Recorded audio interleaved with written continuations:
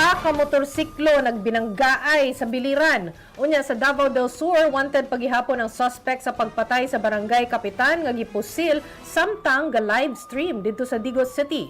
Mubalita si Ian Melesio gikan sa Manat News. Huwebes alas 10 sa gabi, nagkabinanggaay ang duha ka mga motor diya sa barangay Kapinyan sa Nabal, Biliran. Parehong nangaangol ang duha ka mga rider nga gilalang sa mga pangalan nga Edwin ug Elmer.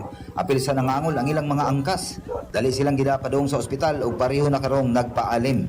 So nagkasalubong sila pero ang sa tingin ng investigador natin, itong Rosie ay naglampas doon sa center lane, napunta sa left side kaya nagkasalubong sila doon na nagkabanggaan. Ino nakasinapot ra ang duha nga ariglohon ang naitabo kanila. Sakit. Sakit. Birthday na ko gahapon. Ang gideliver diri sa akong balay. Lungon. Grabing kagulanan ug kasakit ang gibati ni Oscar Bukol Sr. atul sa haya sa iyang anak nga si Oscar Jr. katong barangay kapitan nga gipatay didto sa Digos City, Davao del Sur.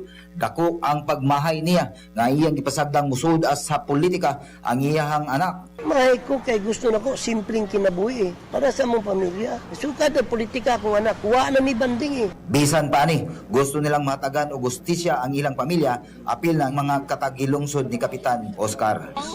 Basta di dyan malimtan ang iyang mga buhat ng sayang kaayo. Ang iyang kaayo ba nga gikutluan sa kinabuhi, ma'am. Ni paabot na sab sa iyang pagsimpatiya si Vice President Sara Duterte sa pamilya sa Kapitan. Matud pa niya, ibuhat lang ni Kapitan Bukol ang iyang katungod nga gawas nung pagpadayag sa iyang manakita bahin sa korupsyon o politika sa dihang siya gipatay. Ang PNP una nang namahayag nga posibleng personal grudge ang motibo sa pagpatay kang Kapitan Bukol. Kapatid, para sa 1PH, Ian Melesio, Banat News.